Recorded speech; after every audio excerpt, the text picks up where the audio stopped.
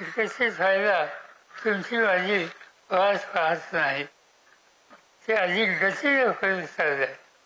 आणि त्याच्यासाठी ठिकठिकाणी आपण प्रयत्नाची फरक असता हा केली पाहिजे. मी आता बोलत असताना सांगितलं इथं ज्यांनी सेंटर उघडलं असं सेंटर सातारला उघडलं, हृदय शिक्षण संस्थेमध्ये.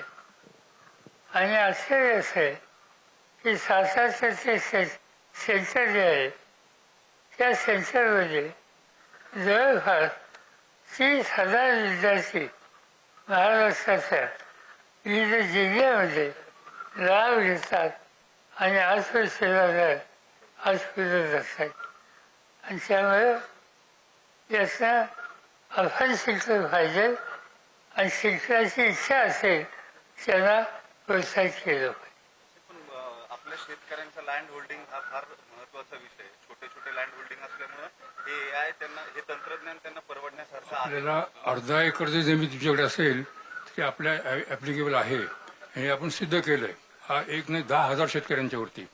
जगातली ही अशी टेक्नॉलॉजी कुठेही नाही आहे की अर्धा एकरवाला सुद्धा बेनिफिशियल होईल. आणि हे आपण सिद्ध केलेलं आहे आणि ते सगळ्या महाराष्ट्रात नाही सगळ्या देशाला उपलब्ध आहे.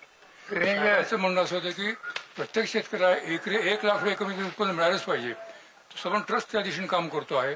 त्याच्यामध्ये अर्धा एकरवाला असो तर पाव एकरवाला असो ही विल बी बेनिफिशियल.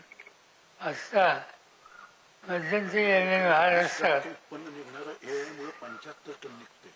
साखर कारखाने सहकारी संस्था यांच्या बैठका घेतल्या आणि त्यांना विनंती केली की तुमचे सभासद शेतकरी जे आहेत त्याच्यामध्ये 84% शेतकरी हे 1.5 एकराचे असतील, लहान आहेत. त्या सगळ्यांना ही सुविधा आणि देईल.